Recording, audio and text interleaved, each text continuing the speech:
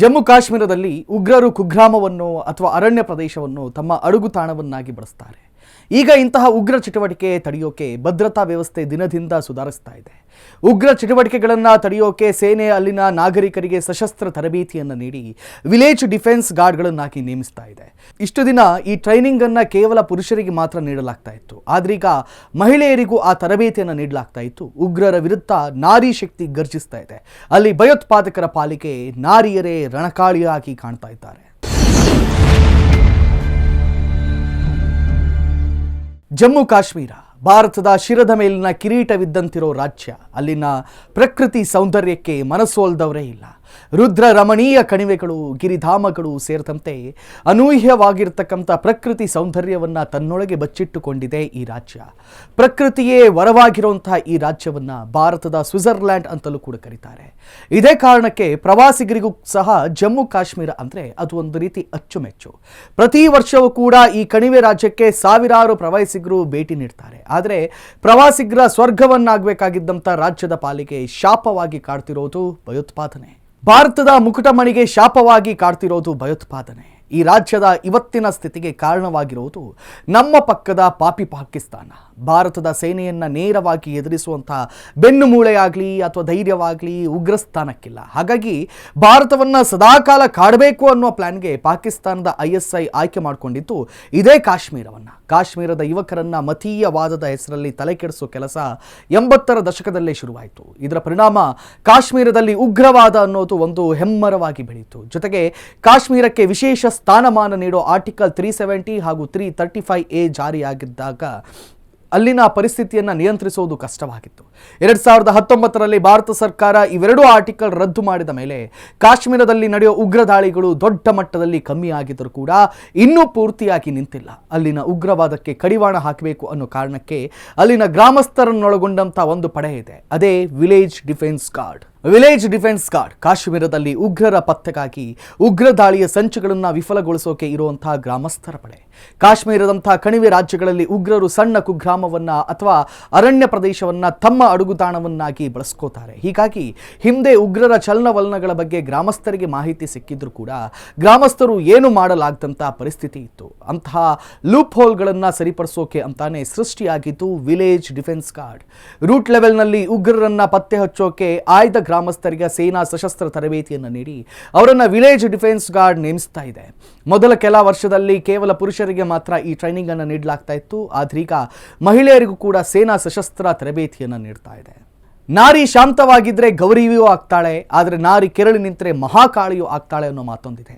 ಅಂದರೆ ಇಂದು ಮಹಿಳೆಯರು ಕೇವಲ ಮನೆಯ ಒಳಗೆ ಕೆಲಸ ಮಾಡೋಕೆ ಮಾತ್ರ ಸೀಮಿತವಾಗಿಲ್ಲ. ಮನೆ ಕೆಲಸದಿಂದ ಹಿಡಿದು ಆಫೀಸು ಕೆಲಸದವರೆಗೆ, ಆಫೀಸ್ ಕೆಲಸದಿಂದ ಹಿಡಿದು ದೇಶ ಕಾಯೋ ರಕ್ಷಣಾ ಕ್ಷೇತ್ರದವರೆಗೆ ಎಲ್ಲ ಕ್ಷೇತ್ರದಲ್ಲೂ ಕೂಡ ಇವತ್ತು ನಾರಿಯರು ಮಿಂಚುತ್ತಾ ಇದ್ದಾರೆ. ಜೊತೆಗೆ ಮಹಿಳೆಯರನ್ನ ಹೊರಗಿಟ್ಟು ಯಾವುದೇ ಕ್ಷೇತ್ರ ಯಶಸ್ವಿ ಆಗೋದು ಸಾಧ್ಯವಿಲ್ಲ. ಅದೇ ರೀತಿ ಈಗ ಕಾಶ್ಮೀರದ ವಿಲೇಜ್ ಡಿಫೆನ್ಸ್ ಗಾರ್ಡ್ ಕಾರ್ಯಕ್ರಮದ ಭಾಗವಾಗಿ ಅಲ್ಲಿನ ಮಹಿಳೆಯರಿಗೂ ಕೂಡ ಸೇನೆ ಸಶಸ್ತ್ರ ತರಬೇತಿಯನ್ನು ನೀಡ್ತಾ ಇದೆ. ಹಾಗಾಗಿ ಈಗ ಮಹಿಳೆಯರು ಕೂಡ ಪುರುಷರಿಗೆ ನಾವೇನು ಕಮ್ಮಿ ಅಂತ ಕಾಶ್ಮೀರದ ಗ್ರಾಮಗಳನ್ನ ಕಾಯೋ ಕೆಲಸ ಮಾಡ್ತಾ ಇದ್ದಾರೆ. ಕಾಶ್ಮೀರದಲ್ಲಿ ಈಗ ಚಳಿಗಾಲದ ಅವಧಿ ಆಗಿರೋದ್ರಿಂದ ಉಗ್ರರಿಗೆ ಈ ವಾತಾವರಣ ಹೇಳಿ ಮಾಡಿಸಿರೋ ಹಾಗಿದೆ. ಹವಾಮಾನವನ್ನೇ ಗರುಣಿಯಾಗಿ ಮಾಡಿಕೊಳ್ಳುವಂಥ ಉಗ್ರರು ಈ ಟೈಮ್ನಲ್ಲೇ ಕಾಶ್ಮೀರದೊಳಕ್ಕೆ ನುಗ್ಗೋ ಯತ್ನವನ್ನು ಹೆಚ್ಚಾಗಿ ಮಾಡ್ತಾರೆ. ಹೀಗಾಗಿ ದಿನದ 24 ಗಂಟೆ ಕೂಡ ಇಲ್ಲಿನ ಸೇನೆ, ಪೊಲೀಸರು ಹಾಗೂ ವಿಲೇಜ್ ಡಿಫೆನ್ಸ್ ಗಾರ್ಡ್ ಅಲರ್ಟ್ ಆಗಬೇಕಾಗುತ್ತೆ. ಮೈಯೆಲ್ಲ ಕಣ್ಣಾಗಿರಬೇಕಾಗುತ್ತೆ. ಈಗ ಈ ಕೆಲಸವನ್ನು ಅಲ್ಲಿ ಟ್ರೈನಿಂಗ್ ಪಡೆದಂಥ ಮಹಿಳೆಯರು ಕೂಡ ಯಶಸ್ವಿಯಾಗಿ ಮಾಡ್ತಿದ್ದಾರೆ. ಮುಖ್ಯವಾಗಿ ಜಮ್ಮುವಿನ ದೋಡಾ ಪ್ರದೇಶ ಉಗ್ರ ಹೆಜ್ಜೆ ಗುರುತು ಹೆಚ್ಚಾಗಿ ಕಾಣಿಸುವಂಥ ಪ್ರದೇಶ. ಹಾಗಾಗಿ ಈ ಪ್ರದೇಶದಲ್ಲಿ ಸೇನೆ ಹಾಗೂ ಪೊಲೀಸ್ ಸಹಕಾರದೊಂದಿಗೆ ಉಗ್ರ ನಿಗ್ರಹಕ್ಕೆ ಮಹಿಳೆಯರು ಕೈಜೋಡಿಸ್ತಾ ಇದ್ದಾರೆ. ದೋಡಾ ಜಿಲ್ಲೆಯಲ್ಲಿ ಸಶಸ್ತ್ರ ತರಬೇತಿ ಪಡೆದಂಥ ಅನೇಕ ಮಹಿಳೆಯರು ಈಗ ವಿಲೇಜ್ ಡಿಫೆನ್ಸ್ ಗಾರ್ಡ್ ಆಗಿ ಕೆಲಸ ಮಾಡ್ತಿದ್ದಾರೆ. ಇದು ಸ್ಥಳೀಯರಲ್ಲಿ ಭಯೋತ್ಪಾದನೆ ವಿರುದ್ಧ ಹೋರಾಡೋಕೆ ಆತ್ಮವಿಶ್ವಾಸ ಹಾಗೂ ಕಿಚ್ಚನ್ನು ಹಚ್ಚಿ ಹೆಚ್ಚು ಮಾಡ್ತಾ ಇದೆ. ಉಗ್ರರ ವಿರುದ್ಧ ಹೋರಾಡೋದು ಕೇವಲ ಸೇನೆ ಹಾಗೂ ಪೊಲೀಸರ ಕೆಲಸ ಮಾತ್ರವಲ್ಲ, ನಮ್ಮ ಕರ್ತವ್ಯ ಕೂಡ ಹೌದು ಅನ್ನೋದು ಅಲ್ಲಿನ ಜನರಿಗೆ ಈಗ ಅರಿವಾಗ್ತಾ ಇದೆ. ಮೊದಲು ಗ್ರಾಮದ ಅಂಚಿನ ಕಾಡುಗಳಲ್ಲಿ ಉಗ್ರರ ಚಲನವಲನ ಕಂಡು ಬಂದರೆ ಗ್ರಾಮಸ್ಥರು ಭಯಪಡ್ತಾ ಇದ್ರು. ಆದರೆ ಈಗ ನೇರವಾಗಿ ಸೇನಾ ಪಡೆಗಳಿಗೆ ಅಥವಾ ವಿಲೇಜ್ ಡಿಫೆನ್ಸ್ ಗಾರ್ಡ್ಗಳಿಗೆ ಮಾಹಿತಿಯನ್ನು ನೀಡಲಾಗ್ತಾ ಇದೆ. ಇದು ಭಯೋತ್ಪಾದಕರ ಷಡ್ಯಂತ್ರ ತಡೆಯೋಕೆ ಒಂದು ಎಫೆಕ್ಟಿವ್ ಮೆಥಡ್ ಅನ್ನೋದು ಸಾಬೀತಾಗಿದೆ. ಜಮ್ಮುವಿನ ಗ್ರಾಮೀಣ ಭಾಗದಲ್ಲಿ ಮನೆಗಳಿಗೆ ತಲುಪೋಕೆ ಕೇವಲ ಕಾಲ್ನಡಿಗೆ ದಾರಿಗಳು ಮಾತ್ರ ಇವೆ. ಎತ್ತರದ ಪ್ರದೇಶ, ಸವಾಲಿನ ವೆದರ್ ಕಾರಣಕ್ಕೆ ಇಲ್ಲಿ ಯಾವುದೇ ವೆಹಿಕಲ್ಗಳು ಕೂಡ ತಲುಪೋಕೆ ಸಾಧ್ಯವಿಲ್ಲ. ಜೊತೆಗೆ ಇಲ್ಲಿ ಒಂದು ಮನೆಯಿಂದ ಇನ್ನೊಂದು ಮನೆಗಿರುವಂತಹ ಅಂತರ ಕೂಡ ಹೆಚ್ಚಾಗಿರುತ್ತೆ. ಹೀಗಾಗಿ ಇಲ್ಲಿ ಒಂದು ವೇಳೆ ಉಗ್ರ ದಾಳಿ ಆದರೂ ಕೂಡ ಆ ಪ್ರದೇಶಕ್ಕೆ ಭದ್ರತಾ ಪಡೆಗಳು ರೀಚ್ ಆಗೋಕೆ ಸಾಕಷ್ಟು ಟೈಮ್ ಬೇಕು. ಹೀಗಾಗಿ ನಾಗರಿಕರಿಗೆ ಟ್ರೈನಿಂಗ್ ನೀಡಿ ಅವರನ್ನ ಸಜ್ಜುಗೊಳಿಸಿದ್ರೆ ದಾಳಿ ಭೀತಿಯ ಕಮ್ಮಿಯಾಗಿ ಸಂರಕ್ಷಣೆಯೂ ಕೂಡ ಸಾಧ್ಯವಾಗುತ್ತೆ. ಈಗಾಗಲೇ ಸೇನೆಯ ಈ ತರಬೇತಿಗೆ ಉತ್ತಮ ಸ್ಪಂದನೆ ವ್ಯಕ್ತವಾಗಿದ್ದು ಗ್ರಾಮಸ್ಥರು ಸ್ವಯಂ ಪ್ರೇರಣೆಯಿಂದ ತರಬೇತಿ ಪಡೆದಿದ್ದಾರೆ. ಇನ್ನು ಅಲ್ಲಿನ ಮಹಿಳೆಯರು ಕೇವಲ ಮನೆಗೆಲಸಕ್ಕೆ ಸೀಮಿತವಾಗದೆ ತಾವಾಗೇ ಮುಂದೆ ಬಂದು ಸಶಸ್ತ್ರ ತರಬೇತಿಯನ್ನು ಪಡೆದಿದ್ದಾರೆ. ಜೊತೆಗೆ ಟ್ರೈನಿಂಗ್ ಪೂರ್ಣಗೊಂಡ ಮೇಲೆ ಧೈರ್ಯವಾಗಿ ಗಸ್ತು ತಿರುಗ್ತಾ ಇದ್ದಾರೆ.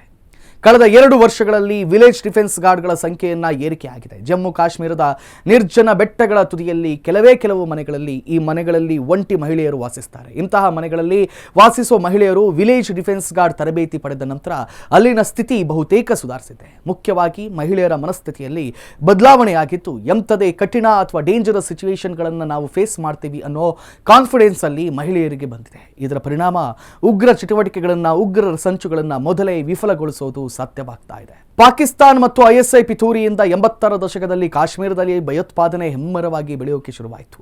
ಅದು 90ರ ದಶಕದಲ್ಲಿ ದೊಡ್ಡ ಪ್ರಮಾಣದಲ್ಲಿ ಕಣಿವೆಯಲ್ಲಿ ರಕ್ತ ಹರಿಯೋಕೆ ಶುರುವಾಯಿತು. ಹೀಗಾಗಿ ಜಮ್ಮು ಕಾಶ್ಮೀರದಲ್ಲಿ ಉಗ್ರರ ದಾಳಿಯ ನಿಯಂತ್ರಣಕ್ಕೆ 1995ರಲ್ಲಿ ಸಶಸ್ತ್ರ ಸನ್ನದ್ಧ ನಾಗರಿಕ ಗುಂಪುಗಳ ರಚನೆಯನ್ನು ಮಾಡಲಾಯಿತು. ಇದಕ್ಕೆ ವಿಲೇಜ್ ಡಿಫೆನ್ಸ್ ಕಮಿಟಿ ಅಂತ ಹೆಸರಿಡಲಾಯಿತು. ಆದರೆ 2020ರಲ್ಲಿ ಈ ವಿಲೇಜ್ ಡಿಫೆನ್ಸ್ ಕಮಿಟಿಗಳನ್ನು ರದ್ದು ಮಾಡಿ ವಿಲೇಜ್ ಡಿಫೆನ್ಸ್ ಗ್ರೂಪ್ಗಳನ್ನು ರಚಿಸಲಾಯಿತು. ಈ ಗುಂಪಿನ ಸದಸ್ಯರನ್ನ ವಿಲೇಜ್ ಡಿಫೆನ್ಸ್ ಗಾರ್ಡ್ ಅಂತ ಕರೆಯಲಾಯಿತು. ಆತ್ಮರಕ್ಷಣೆ ಮಾತ್ರವಲ್ಲ, ಉಗ್ರರ ವಿರುದ್ಧ ಹೋರಾಡೋದು ಹಾಗೂ ಉಗ್ರರ ಚಲನವಲನವನ್ನು ಗುರುತಿಸಿಕೊಳ್ಳೋದು ಹಾಗೂ ಸೇನೆಯೊಂದಿಗೆ ಅವರಿಗೆ ಹೇಗೆ ತರಬೇತಿಯನ್ನು ಪಡೆಬೇಕು ಆ ತರಬೇತಿಯನ್ನು ನೀಡಿ ಅಂಥವರನ್ನ ಅವರ ಗ್ರಾಮಗಳಲ್ಲಿ ನಿಯೋಜಿಸಲಾಗುತ್ತೆ. ಉಗ್ರರ ನುಸುಳುವಿಕೆ ದೊಡ್ಡ ಪ್ರಮಾಣದಲ್ಲಿರುವಂಥ ಉಗ್ರರ ಹೆಜ್ಜೆ ಗುರುತಿರೋ ಪ್ರದೇಶ ಹಾಗೂ ಉಗ್ರರ ಈ ಹಿಂದೆ ಅಡುಗುತಾಣ ಮಾಡಿಕೊಂಡಿದ್ದಂಥ ಸೂಕ್ಷ್ಮ ಪ್ರದೇಶದಲ್ಲಿ ಈ ವಿಲೇಜ್ ಡಿಫೆನ್ಸ್ ಗಾರ್ಡ್ಗಳನ್ನು ನಿಯೋಜಿಸಲಾಗುತ್ತೆ. ವಿಲೇಜ್ ಡಿಫೆನ್ಸ್ ಗ್ರೂಪ್ಗಳಲ್ಲಿ 10ರಿಂದ 15 ಸದಸ್ಯರಿರ್ತಾರೆ. ಈ ಗುಂಪಿಗೆ ಸೇನಾ ಅಥವಾ ನಿವೃತ್ತ ಪೊಲೀಸರಿಂದ ಸಶಸ್ತ್ರ ತರಬೇತಿಯನ್ನು ನೀಡಲಾಗುತ್ತೆ. 2022ರಿಂದ ಈ ವಿಡಿಜಿಗಳಿಗೆ ಆಟೋಮ್ಯಾಟಿಕ್ ರೈಫಲ್ಗಳನ್ನು ನೀಡಲಾಗುತ್ತೆ. 15 ಜನರ ಗ್ರಾಮ ರಕ್ಷಣಾ ತಂಡಕ್ಕೆ ಸೇನೆಯ ನಿವೃತ್ತ ಅಧಿಕಾರಿ ಅಥವಾ ಜಮ್ಮು ಕಾಶ್ಮೀರ ಪೊಲೀಸ್ ಇಲಾಖೆಯ ನಿವೃತ್ತ ಅಧಿಕಾರಿ ಮುಖ್ಯಸ್ಥರಾಗಿರ್ತಾರೆ. ಆಯಾ ಜಿಲ್ಲೆಯ ಪೊಲೀಸ್ ವರಿಷ್ಠಾಧಿಕಾರಿ ಹಾಗೂ ಜಿಲ್ಲಾಧಿಕಾರಿ ಈ ಗುಂಪುಗಳ ಮೇಲೆ ನಿಗಾ ಇರ್ತಾರೆ. ಈ ವಿಲೇಜ್ ಡಿಫೆನ್ಸ್ ಗಾರ್ಡ್ಗಳಿಗೆ ಮಾಸಿಕ 4ರಿಂದ 4,500ರವರೆಗೆ ಗೌರವಧನ ಅಥವಾ ಸಂಭಾವನೆಯನ್ನು ನೀಡಲಾಗುತ್ತೆ. ಈಗ ಈ ಉಗ್ರ ದಮನ ಕಾರ್ಯಕ್ಕೆ ಮಹಿಳೆಯರು ಸೇರ್ಕೊಂಡಿರುವುದು ಭಯೋತ್ಪಾದನೆ ನಿಗ್ರಹದಲ್ಲಿ ಮಹತ್ವದ ಹೆಜ್ಜೆ ಎನ್ನಲಾಗ್ತಾ ಇದೆ. ಕಾಶ್ಮೀರದಲ್ಲಿ ಭಯೋತ್ಪಾದನೆ ನಿಗ್ರಹಕ್ಕೆ ವಿಲೇಜ್ ಡಿಫೆನ್ಸ್ ಗಾರ್ಡ್ಗಳು ಕಾರ್ಯನಿರ್ವಹಿಸ್ತಾ ಇದ್ದಾರೆ. ಈಗ ಈ ಮಹತ್ವದ ಕಾರ್ಯಕ್ಕೆ ಮಹಿಳೆಯರು ಕೂಡ ಸೇರ್ಪಡೆಯಾಗಿದ್ದು ಮಹಿಳೆಯರು ಸಹ ಸಶಸ್ತ್ರ ತರಬೇತಿ ಪಡೆದು ಗಸ್ತು ತಿರುಗ್ತಾ ಇದ್ದಾರೆ. ಒಟ್ಟಿನಲ್ಲಿ ಜಮ್ಮು ಕಾಶ್ಮೀರದಲ್ಲಿ ಮಹಿಳೆಯರು ಸಹ ಉಗ್ರರ ಪಾಲಿಗೆ ಕಂಟಕವಾಗ್ತಿರೋದು ಸುಳ್ಳಲ್ಲ.